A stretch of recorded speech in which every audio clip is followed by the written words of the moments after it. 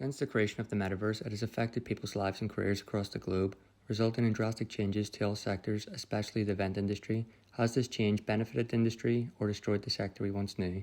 My name is McWilliams, and I'll be critically discussing how the event industry has developed from 2022 to 2050 by using professional research, journals, and articles. The year is 2050. Digital technology is in full control of human lives. We're at a stage that humans can interact by thought alone. Life as we once knew it doesn't exist anymore. In this new life, we interact by plugging ourselves into the cloud. We are now in the fourth industrial revolution, and augmented reality and virtual reality play a significant role affecting every aspect of our lives. The event industry needed to change, and in particular football events. They weren't safe, fans and players were being racially abused, and football teams weren't getting paid the money they deserved. Cleland J found that 83% of participants stated that racism remains culturally embedded. This is just one example of why it needed to change. 28 years ago when COVID-19 began, it acted as a catalyst, causing most organisations to adopt online methods for training work-from-home employees. Surprisingly, it proved to establishments to be more beneficial as online working is easily accessible and more affordable. This relates to football clubs as less staff on match days, training and admin across the board were needed, therefore more investment into technology. These advancements in technology and VR allowed football clubs to invest their money in the motion detection, monitor fitness and precision with the ball. Immersive training includes training without the use of a physical football coach or equipment. These developments allowed football teams to strengthen their squads via VR, advanced tech, and not waste money on trainers as they won't be needed. Full immersion in the metaverse world allows fans and players to engage on a deeper level than ever before, enter a body different from one's own. This element of VR means the fans are able to feel like one of the players, which can improve mental health, boost confidence, and also they'll feel the empathy of players who might be racially abused. Complexity, confusion, and contradiction was commonplace for events as 28 years ago. Thomas Fletcher done an investigation to find out the matter behind this. The AEO chair is a white male, and all of its 20 council members were also white men. In doing this investigation, he found the majority of CEOs were white men, followed by white women, then lastly ethnic groups. The metaverse and VR have seen excellent progression over the last 28 years. These developments in technology have seen an increase in acceptance for ethnic workers to have roles at a higher status. The metaverse is not restricted by regions and times different from those in the real world. Therefore, this virtual reality world makes everyone feel the same. There is no regions of empowerment or discrimination. Scenario planning can be defined in many different ways, depending on which offer you've received the information from.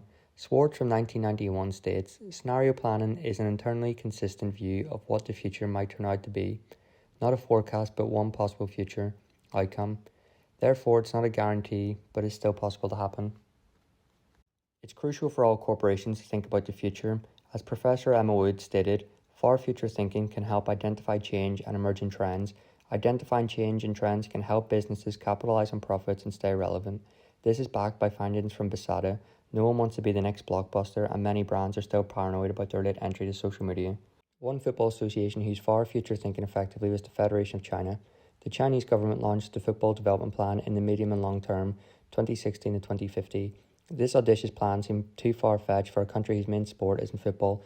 However, with the never-ending advancements of technology and far future thinking, China now sit at the top with football superiors. Many years of technological advancements were put in place for us to have this fully immersive virtual life we live today. The groundwork for the metaverse began taking place 20 years ago, with Meta averaging 400 monthly users. In 2050, we now have 5 billion.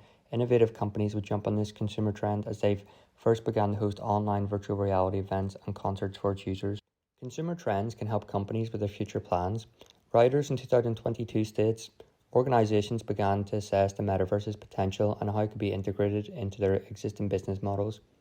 In 2022, we've seen Italian giants AC Milan and Fiorentina jump on the meta trend as they allowed fans to interact via a virtual room.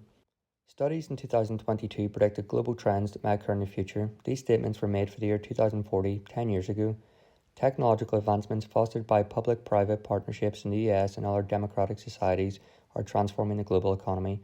In the year 2040, the United States were still a forceful power, however China were just narrowly behind. Over these last 36 years, eHealth has adapted and transformed. It now uses the metaverse to treat patients. eHealth is the most visible service that has a noticeable impact on the development of the healthcare sector. India was one of the first impoverished countries to start using Meta to treat patients. In 2022, the life expectancy was 70 years old, and today it stands at 80. 2022 football is run by the same elite football franchises because they had the money to do so. What the metaverse has done is allowed impoverished countries to transform into developed countries due to this new healthcare and create world-class infrastructure, and on top of that keep their most talented footballers. This means that the football talent will stay in their own country. Living a life in VR definitely takes a toll on some of its users, and that's when you need your local community most. Meta have teamed up with local community-owned energy companies to ensure every piece of energy used is renewable. Not only does this reduce carbon emissions and pollution, but brings communities together as they're working collectively to improve our planet. It's not only football stadiums where users get the benefits of virtual reality. The metaverse offers a new world of excitement and exploration as it gives its users a new unique experience in more ways than one. Music events in the meta offer new and virtual landscapes, as well as enhanced sensory experiences. One recommendation that I would have is for countries to work together, make the metaverse a joint platform for all countries instead of global superpowers fighting against one another for the benefit of making money. If this were to happen, our planet wouldn't have to suffer from starvation. Every country would have running water and electricity. The emergence of the metaverse could have definitely been seen as a black jellyfish, as it's no doubt that it did have an extreme impact on human life and the event industry. When the metaverse was first being spoken about in 2021, a lot of people were feared, thinking it would ruin civilization. However, for me personally, and by researching journals and articles, I believe it's been a positive impact on planet Earth.